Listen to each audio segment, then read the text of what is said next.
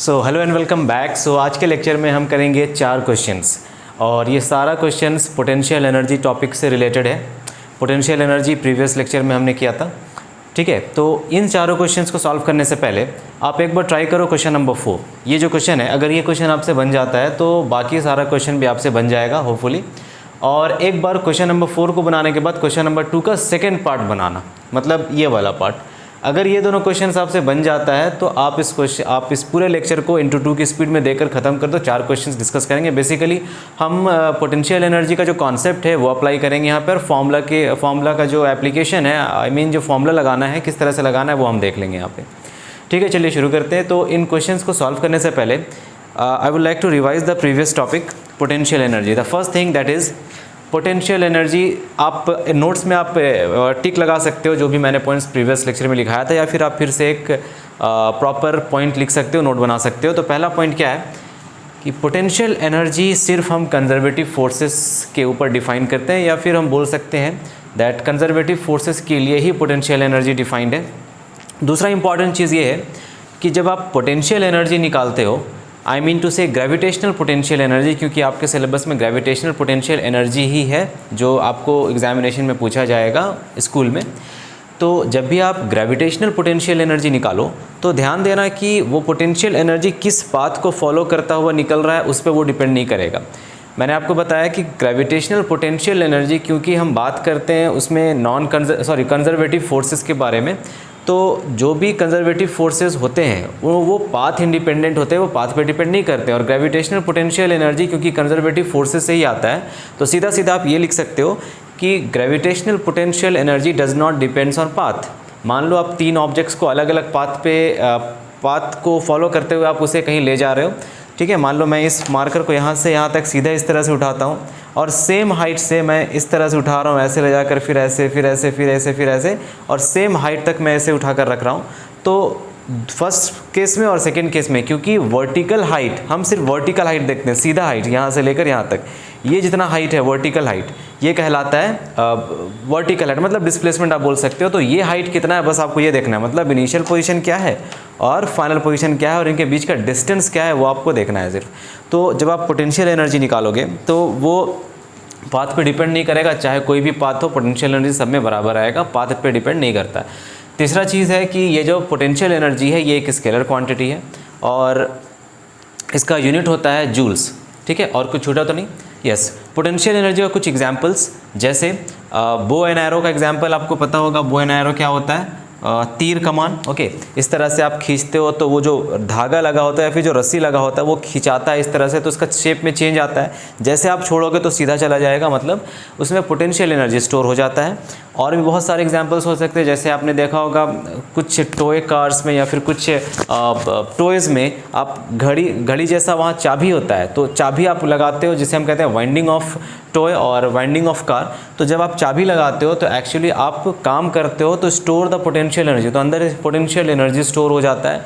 तो वो एक बात हो गई।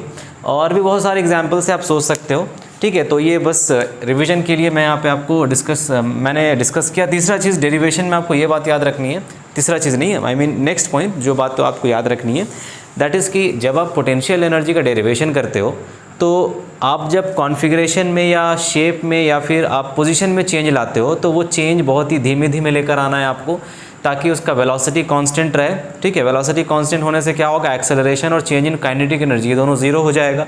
तो आपका सारा का सारा एनर्जी वेस्ट ना हो करके सारा का सारा एनर्जी स्टोर हो जाएगा पोटेंशियल एनर्जी में। अगर आपको ये बात समझ नहीं आ रही तो आप डिटेल में लेक्चर नंबर 5 जाकर देख लो, वहाँ पर मैंने स्प्रिंग का एग्जाम्पल लेकर के समझाया इस चीज़ को, तो आप वहाँ से ईजिली समझ सकते हो। अब फाइनली हम आते हैं इन सारे क्वेश्चंस पे। दीज आर दी 4 क्वेश्चंस जो हमें डिस्कस करना है। तो सिंपल क्वेश्चन से शुरू करेंगे, क्वेश्चन नंबर 1 से। एक बार फटाफट सारे क्वेश्चंस को आप एक बार बना लो। अगर आप बना पाते हो तो प्लीज़ कमेंट करो अपना नाम क्या है, स्कोर आपका 4 क्वेश्चंस में कितना सही हो रहा है वो सब। चलिए, तो क्वेश्चन नंबर 1 क्या है देखते हैं। An object of mass 50 kg is raised to a height of 6 meters. That means हमें जो गिवन है दैट इज़ मास। सबसे पहले तो मास गिवन है हमें 50 kg, तो जैसे है वो उसी तरह से लिख लिया जाए। Mass is 50 kg। कितना हाइट है इसका? तो ये हाइट 6 मीटर्स है। जिसे उठाया जा रहा है। An object of mass 50 kg is raised to a height of 6 meters above the ground, find its potential energy. आपको बताना है इस ऑब्जेक्ट का पोटेंशियल एनर्जी क्या होगा, और यहाँ हमें दे रखा है जी का वैल्यू। अच्छा, अक्सर स्टूडेंट्स को ये कन्फ्यूजन होता है कि सर हम जी का वैल्यू क्या लें, 9.8 मीटर पर सेकंड स्क्वायर लें या फिर 10 मीटर पर सेकंड स्क्वायर लें। तो इसका देखो इस तरह से समझो, अगर आपको क्वेश्चन में ये ऑलरेडी गिवन है कि जी का वैल्यू 10 लेना है तो ये लेना पड़ेगा आपको। अगर क्वेश्चन में गिवन है जी का वैल्यू 9.8 लो तो वो लेना पड़ेगा आपको। आप अपने मन से वैल्यूज़ वहाँ चूज़ नहीं कर सकते। अगर बता दिया गया कि जी का वैल्यू जो लेने के लिए बोला गया वही लेना पड़ेगा। इन केस आपको जी का वैल्यू बताया ही नहीं गया हो कि क्या लेना है, then you are free to choose either 9.8 और 10। ये आपके ऊपर है, आप 9.8 लेकर बनाना चाहते हो वो बना लो, 10 लेकर बनाना चाहते हैं 10 लेकर बना लो। लेकिन अगर आपको जहाँ बोल दिया है कि आप जी का वैल्यू ये यूज़ करो या फिर 10 यूज़ करो या फिर 9.8 यूज़ करो, तो इन दैट केस आप अपने मन से वैल्यूज़ चूज़ नहीं कर सकते। जो वैल्यू बोला गया उसी को चूज़ कर लेना, ठीक है। चलिए, तो इसका हम एक पिक्टोरियल रिप्रेजेंटेशन देख लेते हैं। तो बोला क्या जा रहा है हमसे कि एक ऑब्जेक्ट है जिसका मास हमें बता दिया गया है। क्या मास बता दिया गया है ज़रा देखिए, 50 kg ये मास हमें बता दिया गया है ऑब्जेक्ट का। इस ऑब्जेक्ट को उठाया गया है, is raised to a height 6 meters. अब ये इस हाइट तक इसे लेकर आया गया। अब किस पाथ को फॉलो करके इस ऑब्जेक्ट को इतना उठाया गया ये हमें नहीं बताया जा रहा, और बताने का कोई फ़ायदा भी नहीं है। क्यों? क्योंकि हम निकाल रहे हैं पोटेंशियल एनर्जी, और पोटेंशियल एनर्जी पाथ पे तो डिपेंड करता नहीं है। आप चाहे सीधा सीधा ऊपर ले आओ या फिर घुमा फिरा के ऊपर ले आओ तो उस पर डिपेंड करता नहीं है। तो इसीलिए ऑब्जेक्ट यहाँ पे था, इस ऑब्जेक्ट को धीरे धीरे ऊपर उठाया गया। जब आप इसे ऊपर उठाओगे तो ग्रेविटी नीचे की तरफ इसे फोर्स लगाएगी इसके ऊपर, तो नीचे खींचना चाह रही होगी ग्रेविटी, लेकिन आप उस ग्रेविटी के अगेंस्ट फोर्स लगा करके उसे ऊपर ले जा रहे हो। तो सिचुएशन में होगा ये कि क्योंकि आप ग्रेविटी के अगेंस्ट फोर्स लगा रहे हो तो उस ऑब्जेक्ट में, उस पूरे सिस्टम में एक एनर्जी स्टोर हो जाएगा, that will be called as potential energy. तो वही हमने निकालने के लिए पूछा गया है। So potential energy stored in this object that is equal to mgh। Mass is 50, g is 10, हमें 10 लेने के लिए बोला गया था, and height is 6। So this is 6 5 या 30, सो 300 जूल्स। आई थिंक यही आंसर होगा। 3000 जूल्स होना चाहिए। 6 5 या 30 and 2 zeros। So potential energy is 3000 joules. 3000 joules को हम 3 किलो जूल्स भी लिख सकते हैं। ओके, 3 किलो जूल्स मतलब क्या होता है, देखो 1 किलो जूल में 1000 जूल्स होता है। 1 किलो जूल में 1000 जूल्स होता है, तो 3000 जूल में 3 किलो जूल हो गया। या फिर आप इतना भी छोड़ दोगे तो भी आपका आंसर सही होगा। क्लियर है? चलो क्वेश्चन नंबर 2 ट्राई करेंगे।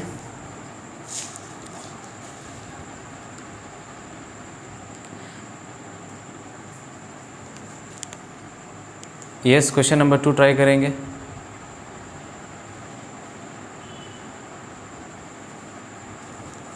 चलिए,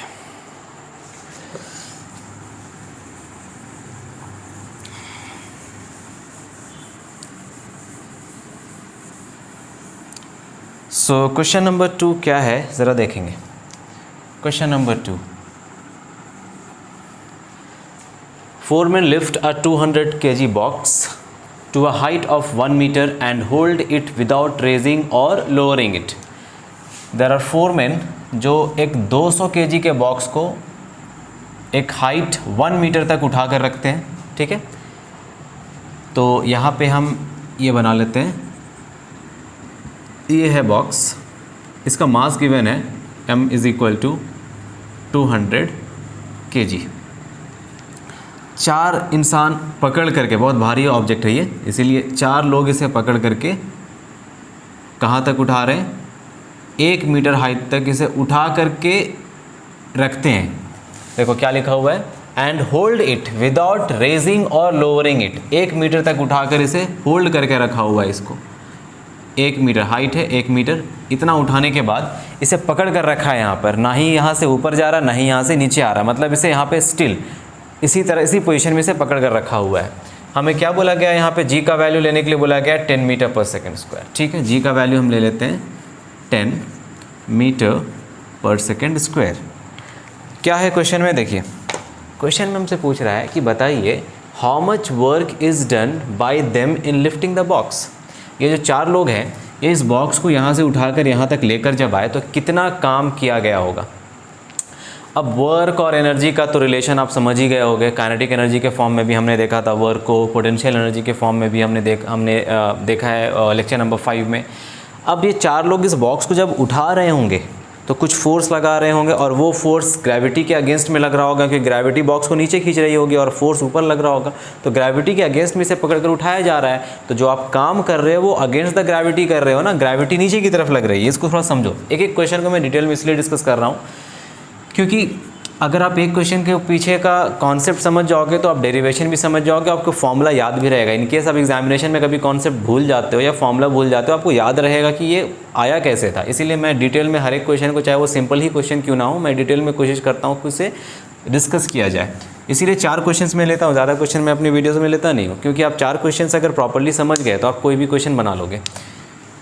चलो, तो ये है ऑब्जेक्ट, इसके नीचे लग रहा है ग्रेविटेशनल फोर्स, इसे हम Fg से रिप्रेजेंट कर रहे हैं, और आप जो फोर्स लगा रहे हो वो एक्सटर्नल फोर्स है, वो ऊपर की तरफ लग रहा है, तभी आप बॉक्स को ऊपर उठा पा रहे हो। तो जो इस ग्रेविटेशनल फोर्स के अगेंस्ट जो काम हो रहा है उसी काम के कारण आप उसे उठा पा रहे हो, ठीक है। अब जो काम हुआ है वो काम इस ऑब्जेक्ट के ऊपर स्टोर हो जाएगा पोटेंशियल एनर्जी के फॉर्म में, लेकिन हमें यहाँ काम पूछा गया है, how much work is done, तो कितना काम किया गया होगा। जो काम होगा वो पोटेंशियल एनर्जी के फॉर्म में स्टोर हो गया होगा, तो हम सिंपली पोटेंशियल एनर्जी ही निकाल लेते हैं। Okay, so we know that work done is stored in the form of potential energy। जो काम है वो पोटेंशियल एनर्जी के फॉर्म में स्टोर हो गया है, तो हम पोटेंशियल एनर्जी सिंपली निकाल लेते हैं, वही वर्क डन के बराबर होगा। पोटेंशियल एनर्जी हो जाता है mgh। मास देखिए, मास क्या है 200। एक्सेलरेशन ड्यू टू ग्रेविटी का वैल्यू हमें क्वेश्चन में ऑलरेडी बता दिया गया है, कितने हाइट तक उठाया गया 1, तो ये हो गया 2000 जूल्स। तो 2000 जूल्स का काम किया गया होगा, तब जाकर इस ऑब्जेक्ट को उतना ऊपर उठाया गया होगा। बोलो, बात क्लियर है? कितना काम हुआ? तो काम हुआ 2000 जूल्स का। Work done is equal to 2000 joules. बात समझ आ रही है ना? सिंपल क्वेश्चन से, सिंपल क्वेश्चन से।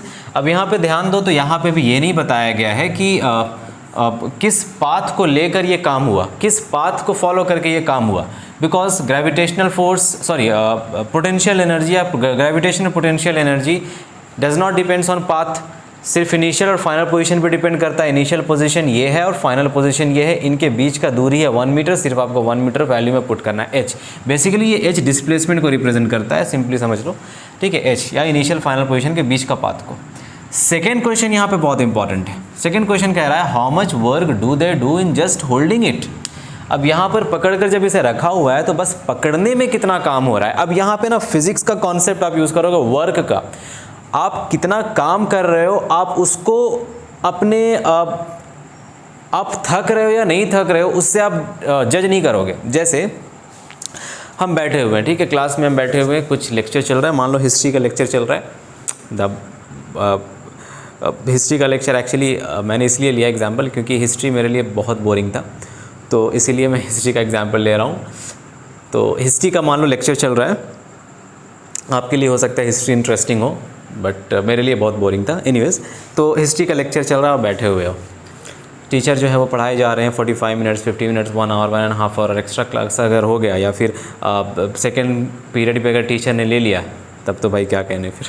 तो मान लो 2 घंटे तक आप बैठे हो हिस्ट्री क्लास में, अब वो क्लास चलाया जा रहा है, आप कुछ कर नहीं रहे हो, आप सिर्फ बैठे हो, बट एक थकान जैसा महसूस होने लगता है 2 घंटे के बाद, 1 घंटे के बाद। तो फिज़िक्स के टर्म में क्या आप कुछ काम कर रहे थे, आप थक गए हो, क्या आपने काम किया? फिज़िक्स कहता है कि नहीं। ऐसा इसलिए क्योंकि फिज़िक्स के टर्म्स में हम किसी न्यूमेरिकल वैल्यूज़ को ले करके वर्क को डिफ़ाइन करते हैं।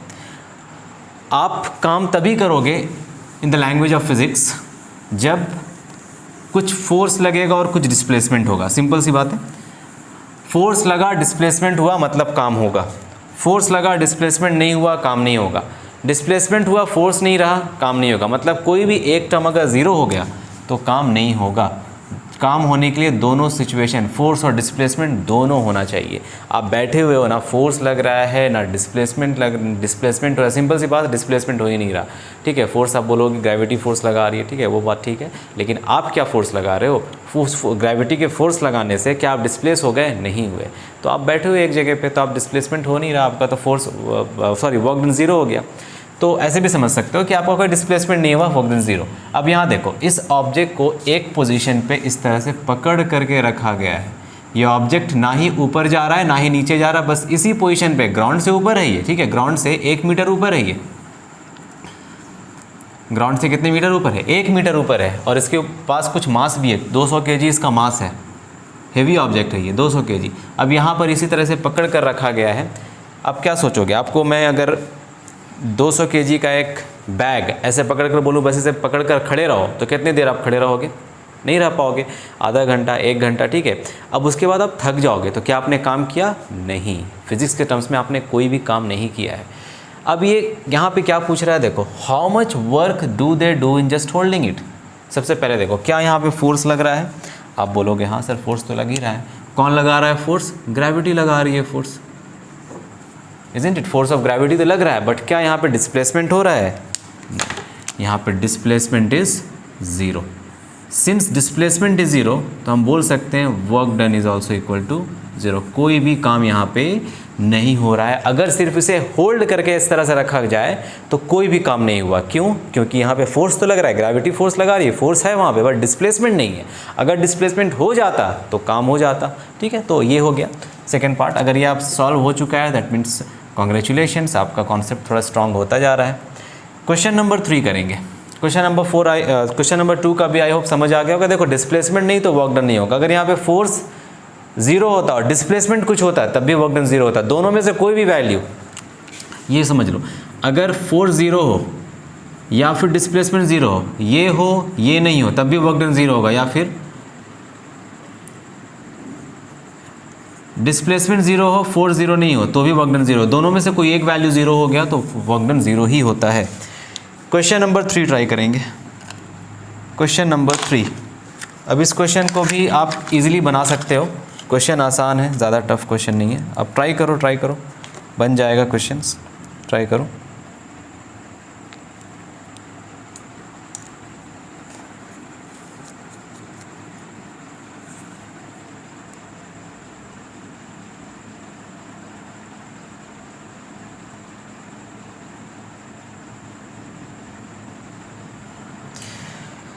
तो क्वेश्चन क्या है, क्वेश्चन पढ़ेंगे।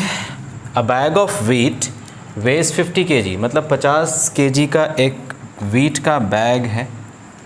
To what height above the ground, ground से ऊपर कितने हाइट तक इसे उठाया जाएगा, so as to acquire a potential energy of 5000 joules. यहाँ भी हमें इंफॉर्मेशन दे दिया गया है, जी का वैल्यू यूज़ करना है 10 मीटर पर सेकेंड स्क्वायर। व्हीट के बैग में हमें स्टोर करना है पोटेंशियल एनर्जी। कितना पोटेंशियल एनर्जी स्टोर करना है व्हीट के बैग में? It is given that potential energy हम 5000 जूल्स का स्टोर करना चाह रहे हैं, और मास भी गिवन है इस बोरी का, मास है 50 kg। तो इसमें इतना पोटेंशियल एनर्जी लाने के लिए आपको कितना ऊपर इसे उठाना पड़ेगा? देखो, सारा जो भी आपको एग्जाम्पल दिया गया है सब ग्रेविटेशनल पोटेंशियल एनर्जी का, सब ग्रेविटी के अगेंस्ट में कुछ ना कुछ हो रहा है। ऊपर में भी देखो, वो भी ग्रेविटी के अगेंस्ट में, ये भी ग्रेविटी के अगेंस्ट में, ये भी ग्रेविटी के अगेंस्ट में। तो क्वेश्चन आपको इसी के आसपास घुमाता रहता है। ग्रेविटेशनल पोटेंशियल एनर्जी आपके लिए इंपॉर्टेंट है। अगर ये टॉपिक आप समझ रहे हो, वेल एंड गुड। एक लाइक, एक कमेंट भी ज़रूर दे देना कि यस सर समझ आ रहा है प्रॉपरली, ताकि मोटिवेशन मेरे को मिले। और इसी तरह से जब अगला लेक्चर मैं बनाऊँ तो एक नया एनर्जी के साथ वो लेक्चर बने और ज़्यादा पसंद आए आप लोगों को। कोशिश यही रहती है कि ज़्यादा से ज़्यादा डिलीवर कर पाऊँ, ठीक है। अक्सर कई बार नहीं हो पाता है, बट आई ऑलवेज ट्राई कि आप तक वो पहुंच पाए जो मैं पहुंचाना चाह रहा हूं और जो आप चाहते हो। Anyways, hope for the best. Motivate करते रहना इसी तरह, और जो भी है इसी तरह लेक्चर्स आते रहेंगे। चलिए, कितना ऊपर उठाना पड़ेगा इस व्हीट को, ग्राउंड से कितना ऊपर उठाना पड़ेगा ताकि उसके अंदर पोटेंशियल एनर्जी 5000 जूल का स्टोर हो जाए। इमेजिन करो, डेरिवेशन याद है आपको? मैंने कहा था एक ऑब्जेक्ट है, मान लो ये वीट का बोरी है, इसका मास है 50 kg। आपको इसके अंदर पोटेंशियल एनर्जी स्टोर करना है, कितना? 5000। क्या करोगे आप इसे सिंपली ग्राउंड से ऊपर उठा दोगे, ऊपर ले आओ इसको, ग्राउंड से ऊपर ले आओ, पोटेंशियल एनर्जी स्टोर हो जाएगा, बिल्कुल हो जाएगा। लेकिन कितना ऊपर हमें नहीं पता, ठीक है। मान लो h हाइट ऊपर स्टोर करने पे इसके अंदर जो पोटेंशियल एनर्जी वो 5000 जूल का स्टोर हो गया। So we know that potential energy कितना गिवन है? 5000 जूल्स। और पोटेंशियल एनर्जी का फॉर्मूला होता है mgh = 5000 जूल्स। मास हमें गिवन है 50, एक्सेलरेशन ड्यू टू ग्रेविटी हमें बता दिया गया 10 लेना है, हाइट हमें नहीं पता है, दिस इज़ 5000। हमें नहीं पता कि कितना ऊपर उठाया गया है, हम हाइट निकालना चाहते हैं तो हम इक्वेट कर देंगे सारे वैल्यूज़ को सिंपली। तो ये 0 कट गया, ये 0 कट गया, तो यहाँ से 5 1 ज़र 5 एंड 0, तो हाइट कितना आ गया? हाइट आ गया 10 मीटर्स। तो हमें कितना ऊपर उठाना पड़ेगा? 10 मीटर इसको ऊपर उठाना पड़ेगा, तब जाकर इस बॉडी के ऊपर कितना एनर्जी स्टोर हो जाएगा? 5000 जूल का एनर्जी स्टोर हो जाएगा इसके अंदर। समझ आ गई बात?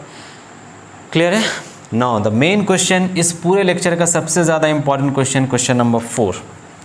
क्वेश्चन नंबर 4 में आपका सारा कॉन्सेप्ट यूज़ हो जाएगा और इस क्वेश्चन में आपका रिवीजन भी हो जाएगा पोटेंशियल एनर्जी का, ठीक है। और याद रखना यहाँ पे जो भी हम काम कर रहे हैं उठाने में ऑब्जेक्ट को, वो हम बिल्कुल धीरे धीरे उठा रहे हैं, ऐसा नहीं अचानक से आप उठा दोगे, नहीं, आपको धीरे धीरे उठा कर लाना है उसको। क्वेश्चन नंबर 4 देखिएगा। क्वेश्चन नंबर 4 में कह रहा है कि एक पर्सन है हुज मास इज़ 70 kg, ये क्लिप को क्लाइम करता है from a hill station, hill station में क्लाइम करता है, ए से लेके बी तक जाता है ये। तो हम यहाँ पे 2 हिल स्टेशन बना लेते हैं, हिल स्टेशन ए, ठीक है, ये मान लेते हैं ये हिल स्टेशन है, दिस इज़ हिल स्टेशन ए, और एक और हिल स्टेशन यहाँ पे बना लेते हैं, मान लो ये एक और हिल स्टेशन है, हिल स्टेशन बी। तो इस हिल स्टेशन से इस हिल स्टेशन ये जाता है और ये मान लेते हैं ग्राउंड लेवल है, ठीक है,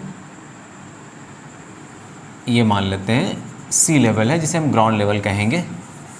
हाइट को मेजर करते हैं ना सी लेवल से, तो मान लेते हैं ये हमारा है सी लेवल। क्वेश्चन को समझो, क्वेश्चन क्या है समझो उसको। अब हमसे क्या कह रहा है क्वेश्चन कि ये जो है हिल स्टेशन ए से, मान लो ये हिल स्टेशन ए का पॉइंट यहाँ पे, हिल स्टेशन बी का पॉइंट यहाँ पे, तो ये हिल स्टेशन ए से हिल स्टेशन बी जाता है, यहाँ से ये यहाँ जाता है, ठीक है। 70 kg का ये आदमी है। If A is 1200 meters above the ground, अगर ये इसका हाइट यहाँ से देखा जाए तो ये है 1200 मीटर्स के ऊपर, अबव द ग्राउंड, ये ग्राउंड है, ग्राउंड से ऊपर 1200 मीटर है, और हिल स्टेशन बी कितना है? 1800 मीटर, और ये हिल स्टेशन है 1800 मीटर, दिस इज़ 1800 मीटर्स ऊपर है ये। क्लियर है? Find the work done by him in going from A to B. जब ये ए से बी गया, ये पोजीशन ए है और ये पोजीशन बी है, जब ये ए से बी गया तो कितना काम किया ये, ठीक। चलो अब देखो, अगर ये ऑलरेडी यहाँ पे था, ये ऑलरेडी इस पोजीशन पे था, ये यहाँ से यहाँ जा रहा है, तो क्या आप एक्चुअल पाथ देखोगे? नहीं देखेंगे, एक्चुअल पाथ नहीं देखना है, आप पोटेंशियल एनर्जी निकाल रहे हो। मास कितना है ऑब्जेक्ट का बताइए? मास है 70 kg, ध्यान देना, मास है 70 kg। Acceleration due to gravity हमें बोल दिया गया है कि आप यूज़ करो 10 मीटर पर सेकंड स्क्वायर का, ये यूज़ करना है आपको। अब आपको बताना है हाइट। ये हाइट क्या होता है? ये हाइट होता है डिस्प्लेसमेंट। किस पाथ से वो जा रहा है उससे फ़र्क नहीं पड़ता, ये सीधा सीधा जाए या इस तरह से तैरता हुआ जाए या उड़ता हुआ जाए या किसी तरह भी जाए, भाई हमें उससे मतलब नहीं है। आप हमें ये बताओ कि इनिशियल और फाइनल पोजीशन के बीच का डिस्टेंस क्या है। तो इनिशियल पोजीशन ये था कि नहीं? इनिशियल पोजीशन ये था, फाइनल पोजीशन ये है। तो वर्टिकल हाइट इनिशियल और फाइनल पोजीशन के बीच का डिस्टेंस कितना है? डिस्टेंस है वो, ये पूरा था 1800 और यहाँ से ये था 1200, यहाँ से यहाँ तक 1200, यहाँ से यहाँ तक 1800, ये जो बचा है ये है 1800 माइनस 1200, इतना मीटर है ये। क्लियर है? इस तरह से ही बना सकते हो। हाइट का वैल्यू आप यहाँ रख दो, 1800 माइनस 1200 मीटर, तो ये हो गया 600 मीटर, ये हो गया हाइट। मतलब पहले यहाँ पे था ना, यहाँ पे था, यहाँ से यहाँ जा रहा है, यहाँ से यहाँ जा रहा है, तो कितना ऊपर गया ये? 1800 माइनस 1200 मतलब 600 मीटर। 1800 से 1200 को माइनस कर दो, इतना ही ऊपर चढ़ा है तो निकाल लो अब पोटेंशियल एनर्जी कितना हो जाएगा, mgh। इस तरह से निकाल सकते हो। पहला तरीका तो ये हुआ। अब दूसरा तरीका सुनो, जो मैंने बोला था कि हम हमेशा change in potential energy define करते हैं, याद आया लेक्चर में मैंने बताया था आपको। मैंने क्या बताया था लेक्चर में, हम हमेशा चेंज इन पोटेंशियल एनर्जी को डिफाइन करते हैं, पोटेंशियल एनर्जी हम डिफाइन नहीं करते हैं।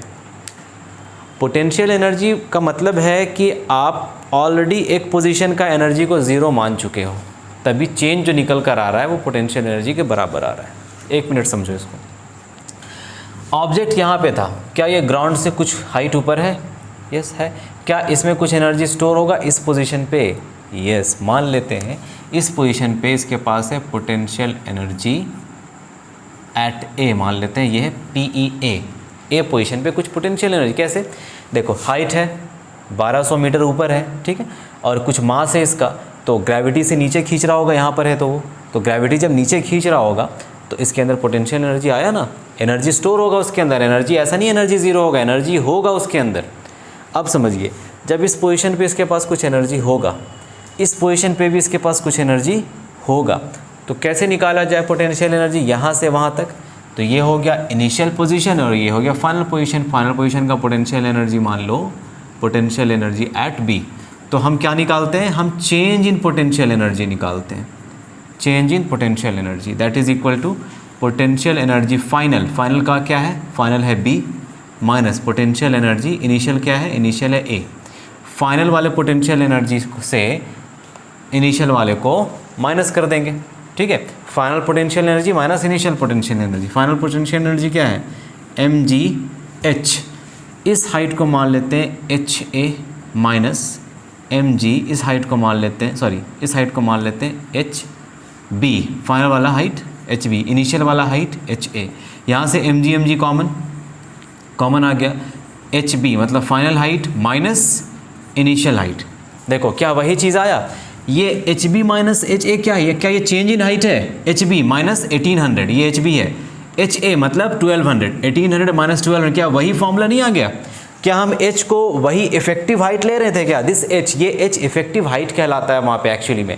इसीलिए मैंने कहा कि ये क्वेश्चन बहुत इंपॉर्टेंट है, आपका कॉन्सेप्ट चेक हो जाता है इससे। चाहे आप इस तरह से बनाओ या फिर आप इस तरह से बनाओ, दोनों सिचुएशन में आपका आंसर सही आएगा। बात यहाँ पे है कि आप समझ रहे हो या नहीं, क्योंकि आप इजी क्वेश्चन तो ऐसे बना लोगे, बट आप जैसे 9th 11th में पहुँचोगे, 12th में पहुँचोगे, तो आपको ये सब कॉन्सेप्ट अगर नहीं आएगा ना, तो अच्छे अच्छे क्वेश्चन आपसे बनेंगे भी नहीं, आपको समझ ही नहीं आएगा क्या बोल रहा है। देखो यहाँ पे कुछ इनिशियली पोटेंशियल एनर्जी होगा इस ऑब्जेक्ट के पास, यहाँ पे भी होगा, तो यहाँ से यहाँ तक आने में, इस क्लिफ को क्लाइंब करने में यहाँ से यहाँ तक वो कितना काम कर रहा है, तो जो काम कर रहा है वो चेंज इन पोटेंशियल एनर्जी के बराबर होगा। तो चेंज इन पोटेंशियल एनर्जी क्या होगा, फाइनल पोटेंशियल एनर्जी यहाँ पे था, इनिशियल पोटेंशियल एनर्जी जो यहाँ पे था, यहाँ से यहाँ तक चढ़ने में जितना काम हुआ वो इतने, यहाँ से यहाँ तक चढ़ने में इतना का चेंज इन पोटेंशियल एनर्जी के बराबर होगा।